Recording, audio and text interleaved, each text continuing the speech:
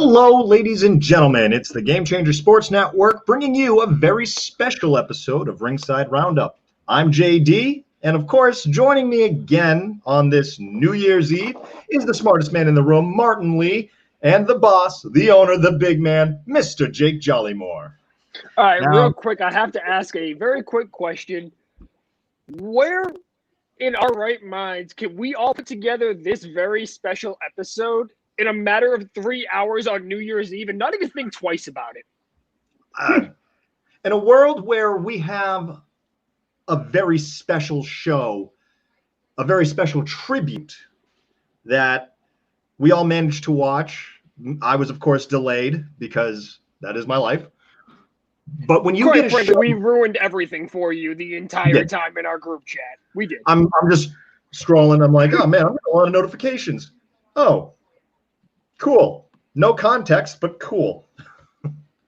But when you have a show of that caliber, I mean, you have to have an extra show. I mean, this is life. This is what it comes down to. So AEW put on a very, very special show in tribute to the passing of Brodie Lee. And this match was made, the whole card, I believe, was made by Brodie Lee Jr., if I do recall. So the original report was that the entire thing was made by Brodie Lee Jr., but it sounded on commentary like he only made the main event with his favorite 3 superstars. Right. That's by the way, I want to know what Preston Vance did to become this kid's favorite superstar, because I had to look up literally who he actually was. Right. Hey, but when you could be a friend, when your father worked for 20 years on the wrestling scene, meeting a whole bunch of people from NWA upstate in New York to CZW to AEW to WWE, you meet some people. So, I mean, it could be something as simple as that. So it could literally be anybody.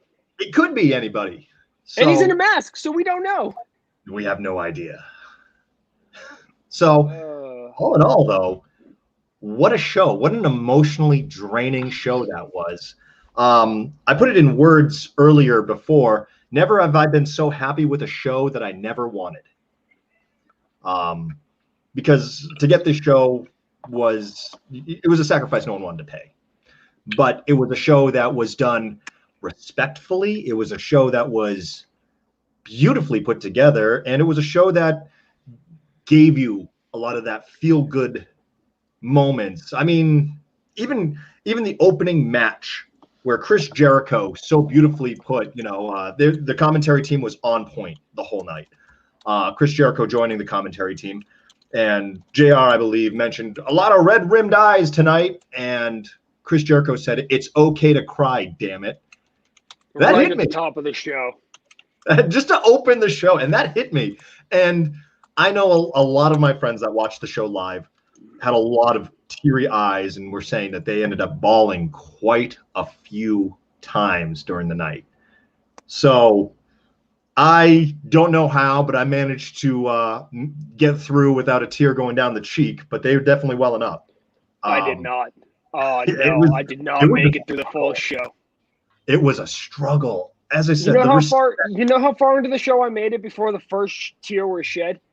I'm going to go with you didn't make it through all 10 counts of the bell. No, I swelled up a little for the 10 count. Yep. I made it. What is the Moxley promo? No, I made it through the Moxley promo. The second Colt Cabana came out from the back, bawling his eyes out still. I fucking lost it. Yeah. I lost it. For at that moment.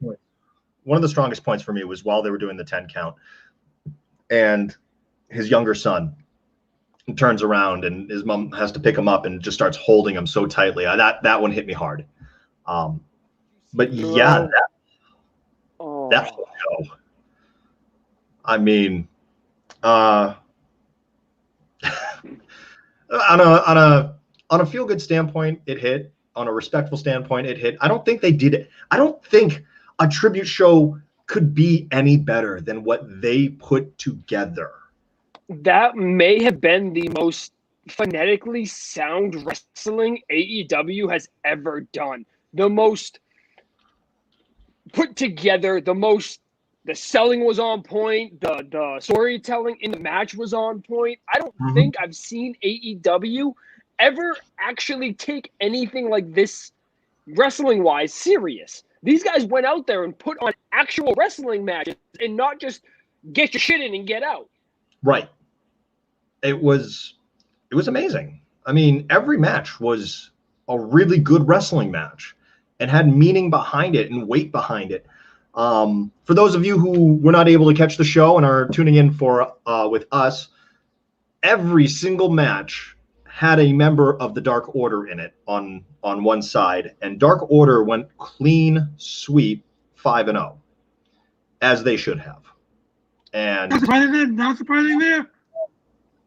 Yeah, I mean, no surprises, none, but it was the right call, in my opinion, easily. I agree.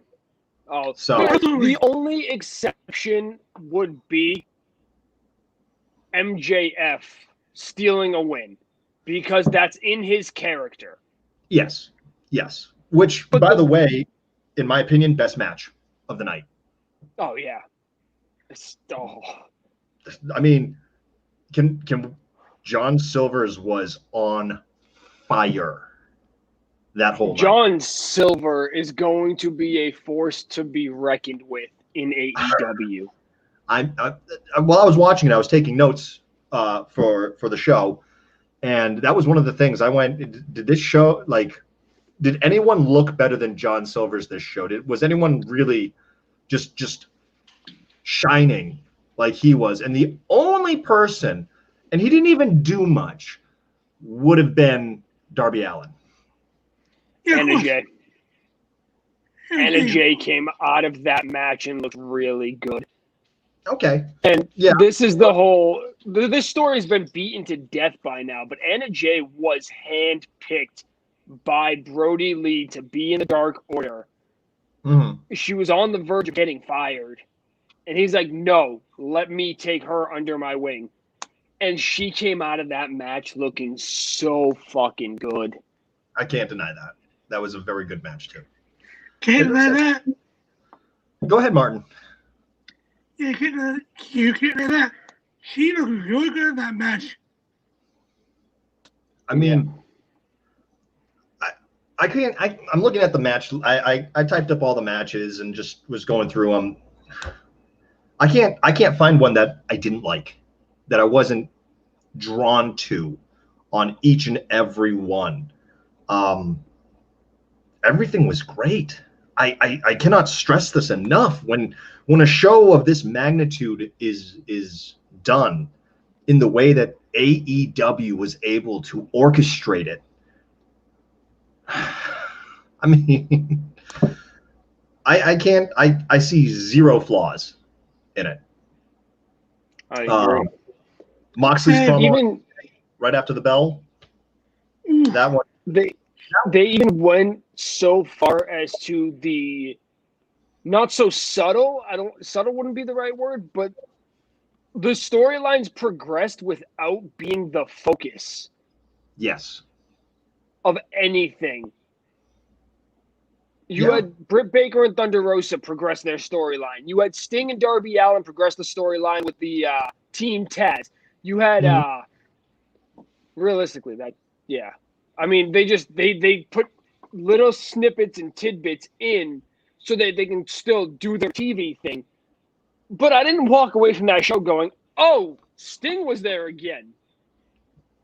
Sting was there again. No.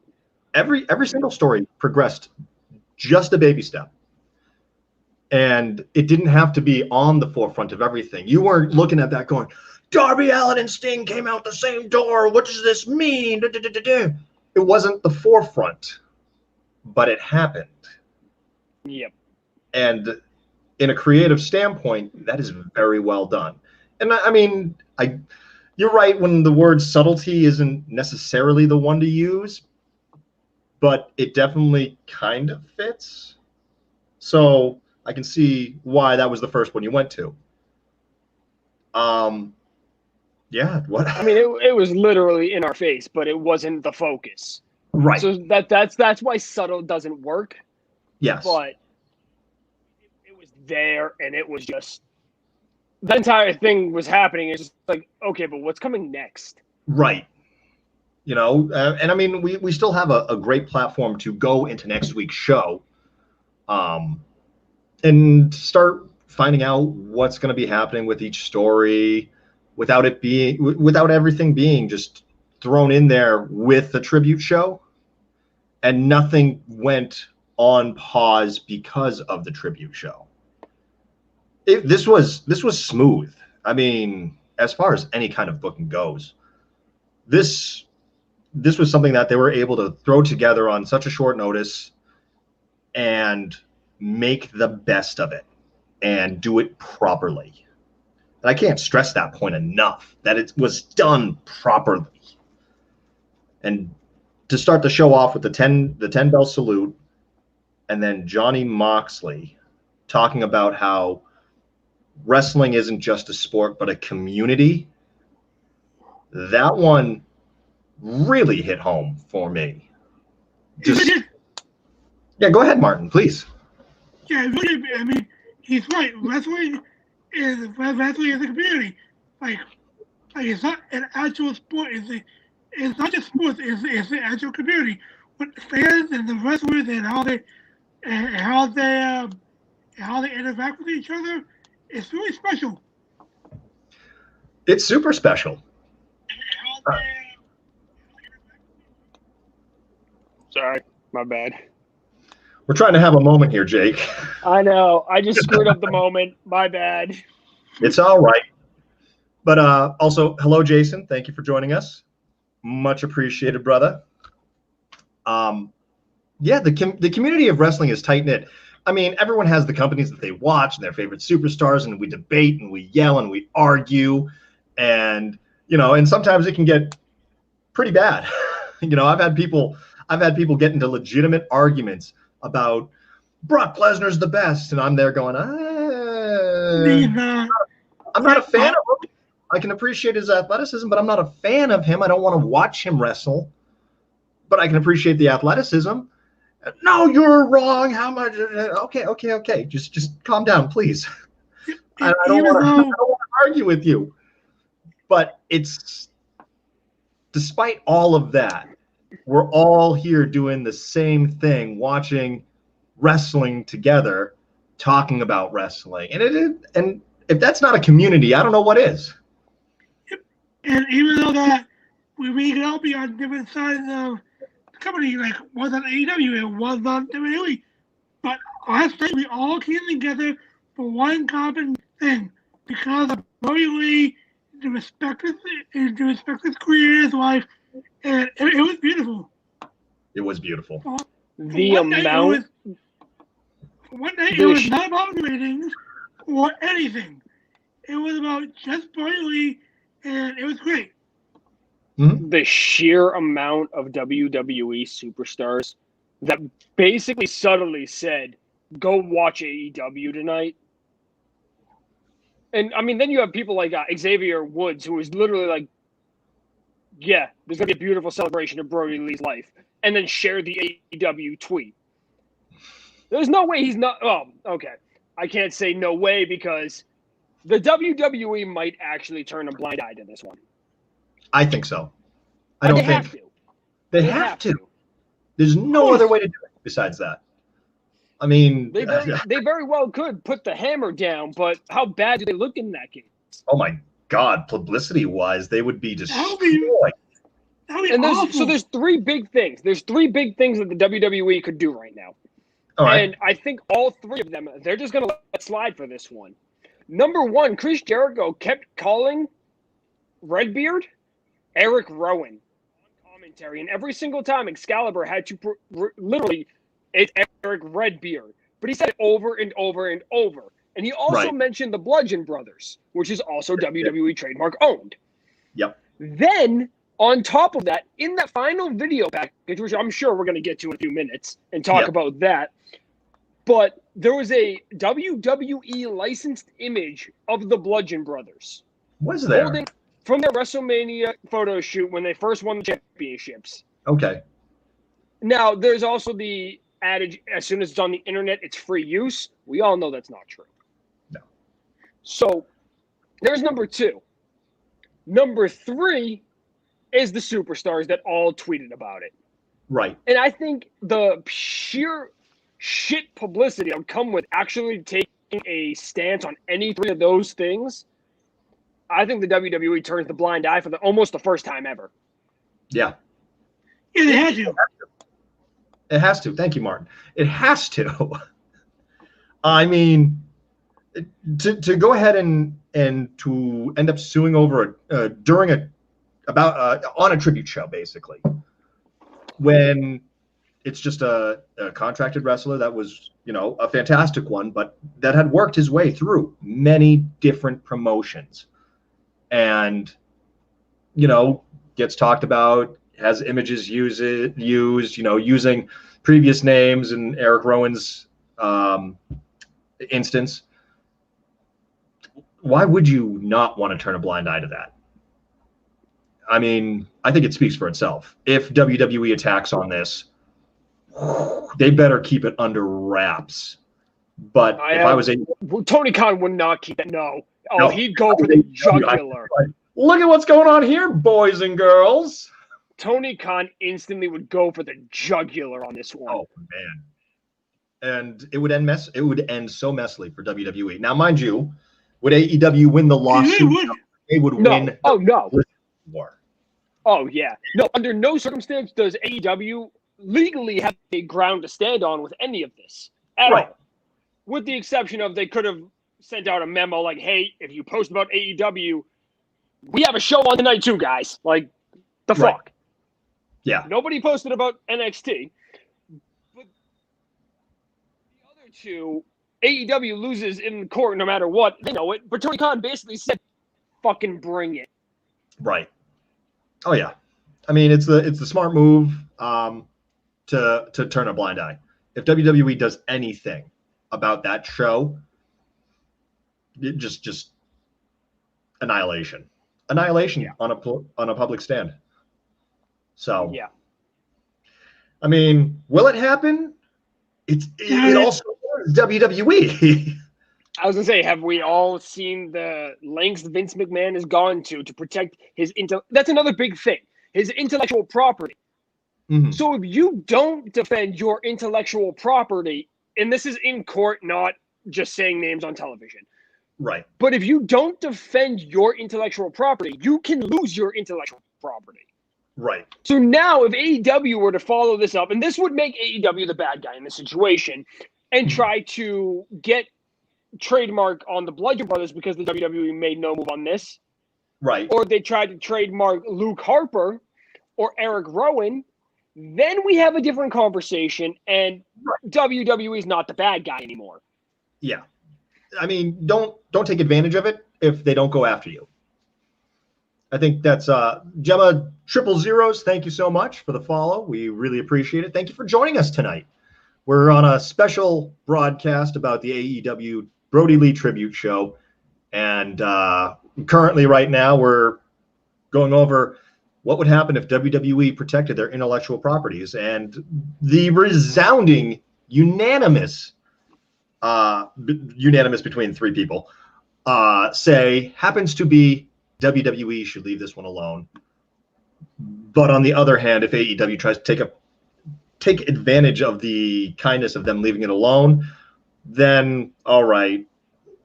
Then they're both bad guys at that point. I don't think anybody on either side makes a move beyond what was already done. Yeah. Because what was already done was done for a specific reason with a specific result that AEW wanted. Yes. We have a Jody. WWE gave permission to show those pictures, what I have seen and what has been seen. So most of those pictures that were in that final video package were posted on superstars such as Bray Wyatt's social media. So all they had to do at that point was ask Bray Wyatt, do we have permission to use this? Mm-hmm. Bray Wyatt, of course, is going to say yes. It's the only real picture in question is that WrestleMania one. Because at the end of the day, they didn't take that photo off their cell phone and edit it like Bray Wyatt did on that one. It's not something. It was a WrestleMania photo shoot done by the WWE, meaning the WWE physically owns that image. Right, and with any hope, any hope in a long shot, maybe WWE did say yes. You know what? Use this photo. He was a tag team champ or whatever. I as I said, I was really emotional while the tribute was playing, so I probably missed a good half of it, just being like, sucking in tears back into my eye ducts. But there is a longer video that has been released today. I have not had time to watch it. That's going to be on my to-do list tonight. Bring in the new year. I don't know if there's more images that would be considered property of WWE, but there's a longer one that was released, I think, around like 10:30 this morning when I first saw the article. Yep. Well, with any luck, WWE gave permission, with the whole thing in mind, that they are trying to do a specific show, a specific tribute for that specific reason. And we get that like the Great War truce, all right, you know what? We're not going to fire at you. You guys don't fire at us. Let's lay down our arms for a day and just let things be as they may. So with any luck, that's what happened. So real quick. Go ahead. 2 big references to previous characters of Brodie Lee, John Huber. Number 1, Lance Archer came out in the classic Luke Harper getup. Yes. And oh man. That was awesome. That was nice. I like shirt that. was not dirty enough, but we all got the memo. We all got what was going on. Yeah, I mean, it was well done enough. That's all that matters. Number 2, and this was a really, if you look back on it, a really cute moment.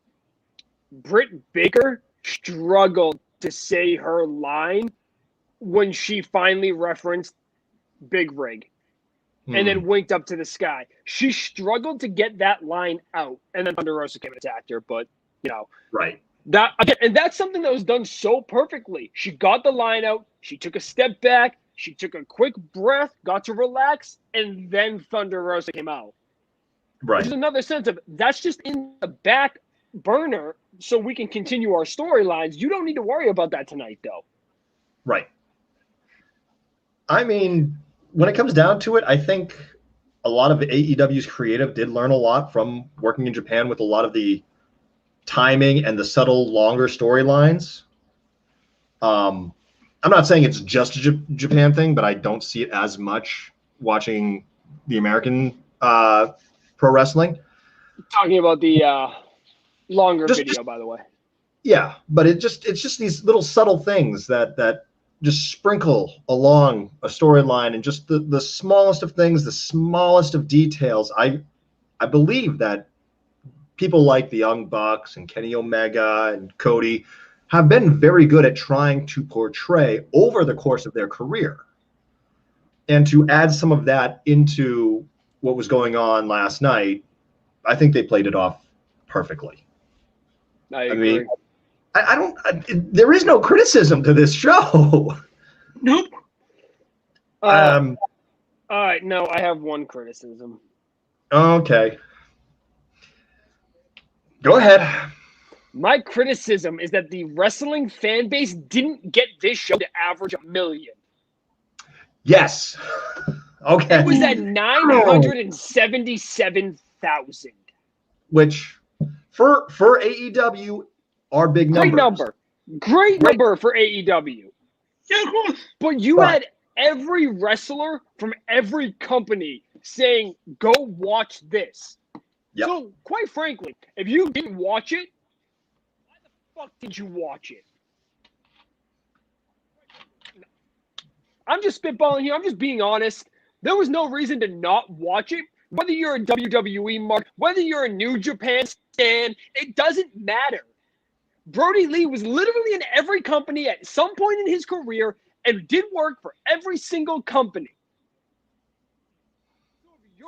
Your company lines says you can't watch AEW because it's AEW and it's not WWE. You need to go fuck yourself. I mean, I ranted. Yeah, just a little bit. Are you feeling better now? I feel a lot better now, actually, and I might clip that later and just put it up in its own video. Yeah, I mean, do I take some of that blame too because I wasn't watching live? Sure. Don't you have a valid reason though? Yeah, I was doing Game Changer Sports Network work. All right, there's a valid reason. That's valid. That's right there.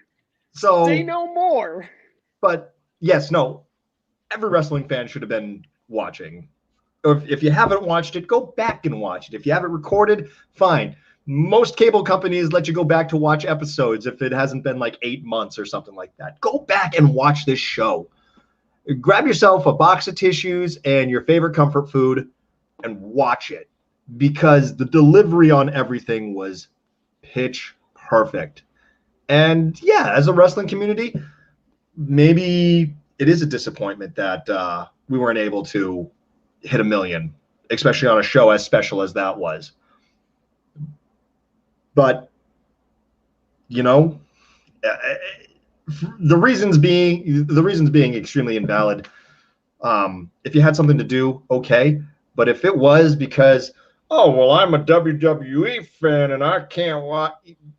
I'm going to quote Jake, and I don't usually do this, but I'm going to quote you, Jake. Go fuck yourself. So, I'll take the heat on that. I don't give a shit. 100%. I don't give the slightest fuck on taking the heat on that one. Yeah. Nope. Yeah, no, if you're take it all day. Just remember, let Jake take the heat. Yep, just give it a shit. Also, if you're a wrestling fan, you just had to watch the show because it was so special. It was an amazing show, and it was just great. Well, Martin, as we said earlier, it's about the community of wrestling. That's what it came down to, was the community of wrestling. And the wrestling community, I mean, did more people show up than usual? Absolutely. Javon, yeah. I mean, yeah. But I mean, we're not here to compare the shows right now. Nope. At all. That's not what we're here for tonight. We'll do that again on Monday. Make sure you tune in on Monday, same time as this, and we'll compare the shows. Yeah. But right now, we're keeping it Brodie Lee. Because Yep. Point blank, because he fucking deserves it. Yes, he does. Absolutely. And talking about... Me and you are both going to segue into something. I don't know where you're going, but I'm going to something that's very important. Okay, well, I'm going to take your word for it. All right. So, last night at the top of the show, they announced on Pro Wrestling Tees Shop AEW the new Brodie Lee Exalted in Heaven shirt. I ordered mine. I'm going to frame it. I'm going to put it in my office. 100%. I got one as well. My wife just chimed in and said I don't have an office yet. So when I get my office, I'm going to frame it. It's going in the office. I didn't buy the shirt to wear it. Point blank. I didn't. So, now, Jay, you're the only one that said you didn't order the shirt. Give me a second. Hold on a sec. He's going to order it right now. Oh, God. What's the website? Yes, I am planning on ordering it. I finished the show with an hour to spare before this started. And then I was like, I looked at myself in the mirror and went, I cannot go on camera looking like this. And so, took a shower, decided this was a better look. And hey, I'm only here to host the show, not to be the face of it. Martin's the face of the show. Martin's the face of the show, obviously. But I didn't have time to actually order it. And from, I'm in a lot of chats with a lot of wrestling fans, and I was talking to them about how, after I finished the show, I was talking to some of them and going, man, that show. And they're like, yep, I'm still trying to order my shirt. So both me and Martin got our shirt at almost the exact same time, which was as Dynamite was ending. Yeah, it took me 2 hours to get to checkout. It is amazing, the outpouring of love, and those shirts again, all I can't find the word. Once again, you can find them on Pro Wrestling Tees and Shop AEW. The big thing about these shirts is also all the proceeds from these shirts are going to the Brodie Lee family. That's why I bought it. Yes. And numero uno, rule number one, whatever you want to say, this shirt broke 2 records on Pro Wrestling Tees. And obviously, AEW is just another segue of Pro Wrestling Tees. They do all their shirts through them, just so you know.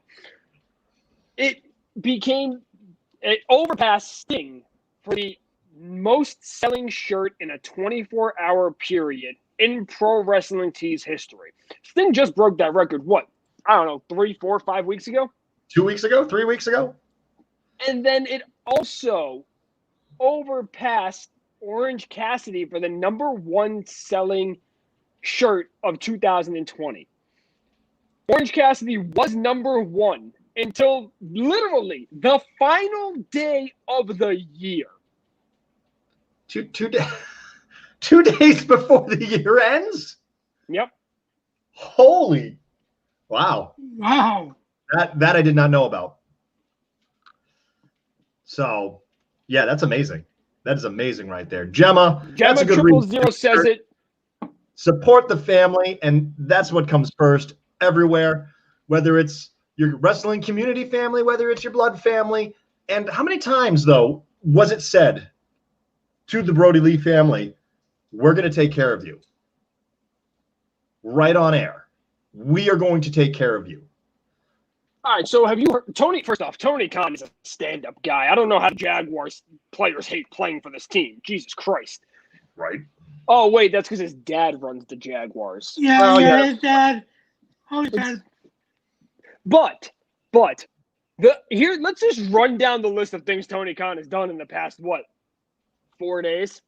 Yeah. #1, they signed Brodie Lee Jr. to a full-time contract, and my understanding is that contract is going to be paid into a quote-unquote trust fund because, he's not of age yet. Right. And it's going to be the amount Brodie Lee would have been paid for the duration of his existence until 18, when he will get to sign a real contract with AEW no matter what he does. Wow. So whether he's a ring guy or whether he's in a wrestler, he's signing a contract with AEW the day he turns 18. Yeah.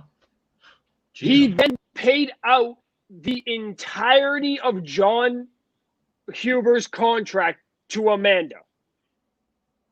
So not only is he technically paying for the contract once with the child, right, he in full paid out the contract to the wife.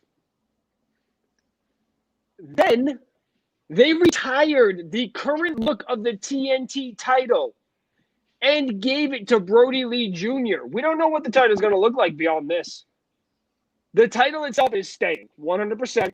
We're keeping the TNT title. It's getting a whole new look, though. Right.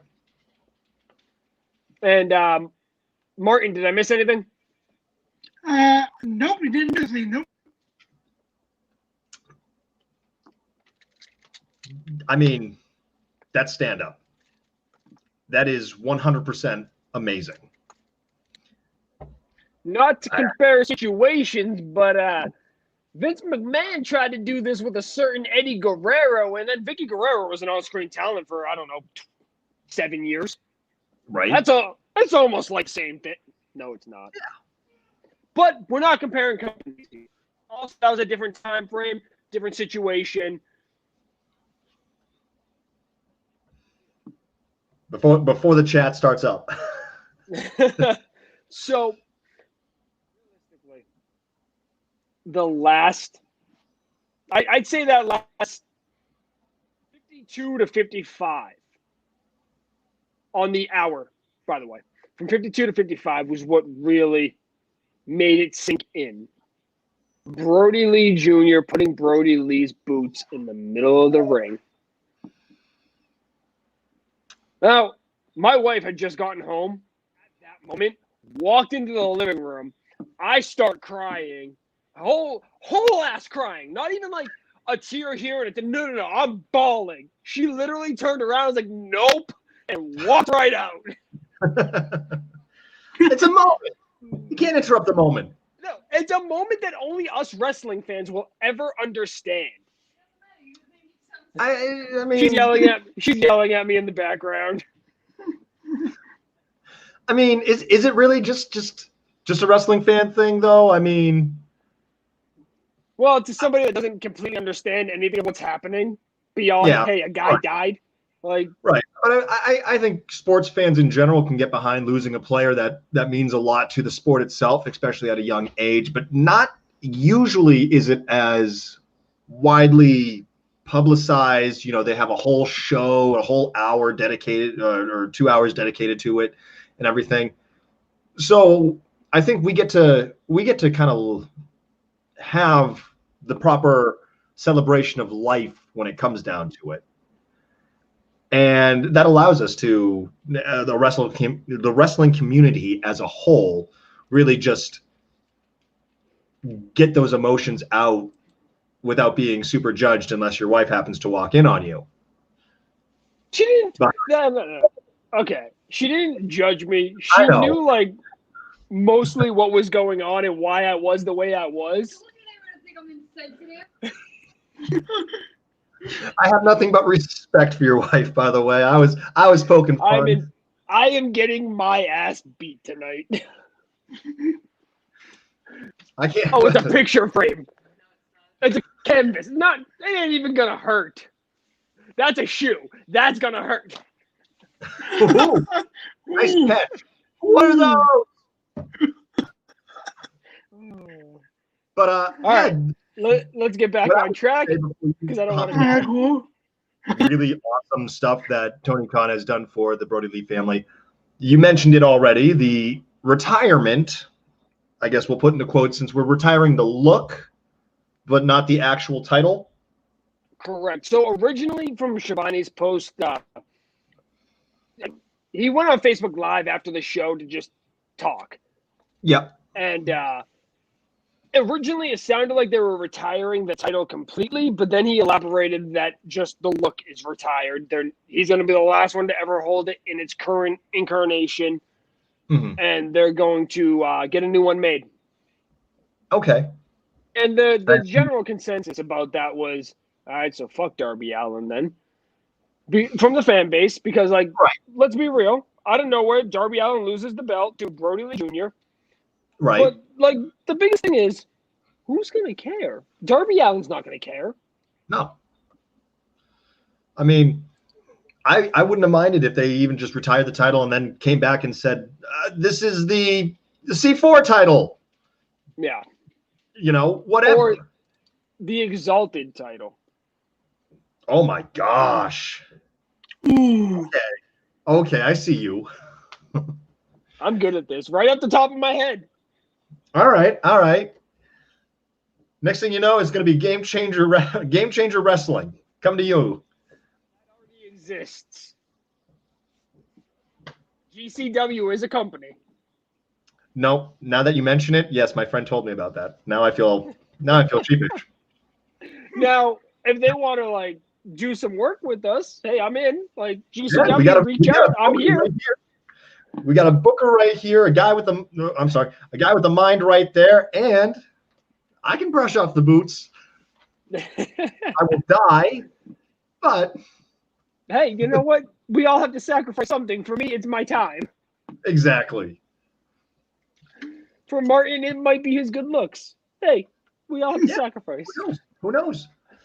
But he has to sacrifice his charm. Yes. He's got to be business all the time. He's going to be the play-by-play commentary, just I'm really glad that in this episode we can still actively crack jokes. It's helping me make it through this. Right? And of course, I'm going to go ahead and drag us back into a little thing. The emotion.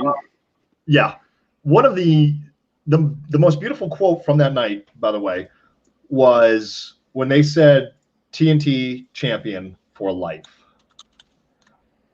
And for me, that I was, with the boots and in the middle of the ring and the bandana and all that, I was already getting there, getting all welled up. And then when they handed off the title to Brodie Lee Jr. and they did the TNT champion for life, that hit me hard but just knowing that they were going to retire that version of the title, I think it was a great choice. I mean, that's something above and beyond that a company doesn't have to do at all. And they took that extra step to do. It was amazing. I fully and firmly agree with you. So, also, can we talk about the way the Brodie Lee Jr. just hopped into the ring? It's almost like he's done it before. Right? That was super badass. That was awesome. Like, all right, here you come. Whoop! I was like, hell yeah! He can get in the ring better than you. It was awesome. And he was in his own well. He's like, hey. I mean, that was pretty cool. I was really happy with that.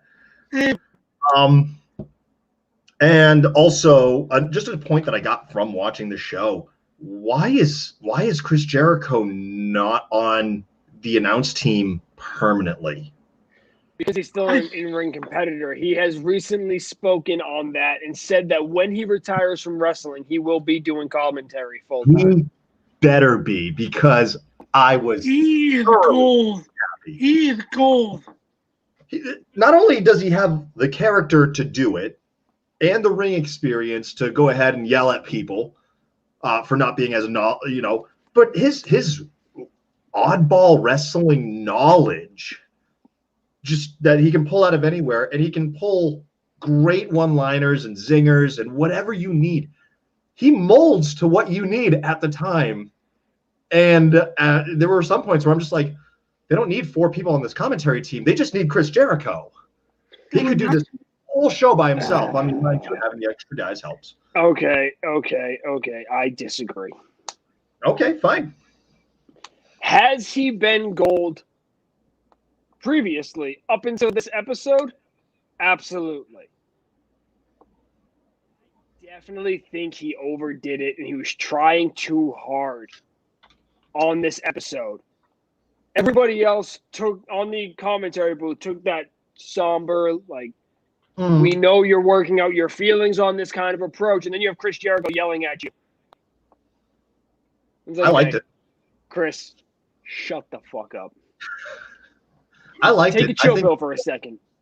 I think it's exactly what the show still needed.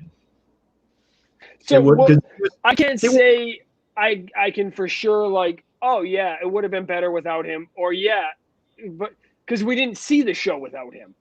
I just think he needed to tone it down a little. I liked the energy. I personally liked the energy because I didn't want to go through a funeral march for it. I wanted to still watch a wrestling show, but a tribute wrestling show. And I think the energy that he brought was enough to kind of counter the somberness of the whole evening, with the fact that, yeah, there are still wrestling matches going on. I think it was a good balance. Yep. So there you go. Stood my ground against you this time. That's I think that's pretty much the entire show, though. That is. Any final thought, the sign that Eric Redbeard held up, and then in wrestling, time is money. The more time you're on screen, the more money you either are or are trying to be. Yeah. There was nothing about that specific scene that was money. They could have easily given him the mic and let him say that line, but just letting him hold it there for that long, Yeah, that spoke volumes. absolutely. Of course. That was beautiful. And that is my final thoughts. Yeah. Martin, you got anything? I'm good.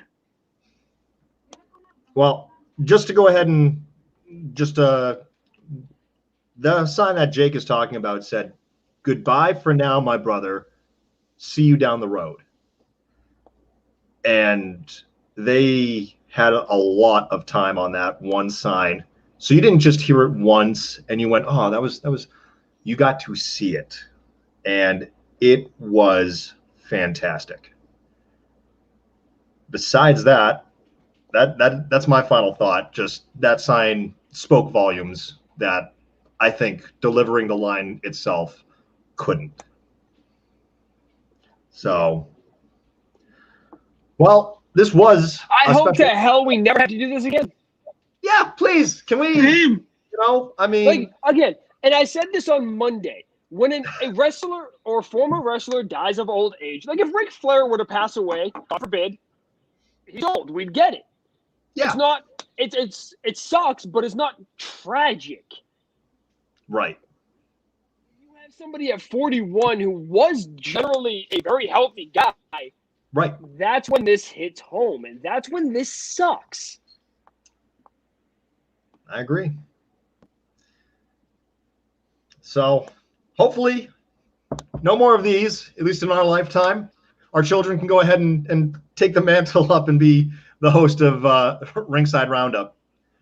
But thank you for joining us here on Ringside Roundup with the Ringside Roundup with the Game Changer Sports Network. I'm gonna nail it one of these days.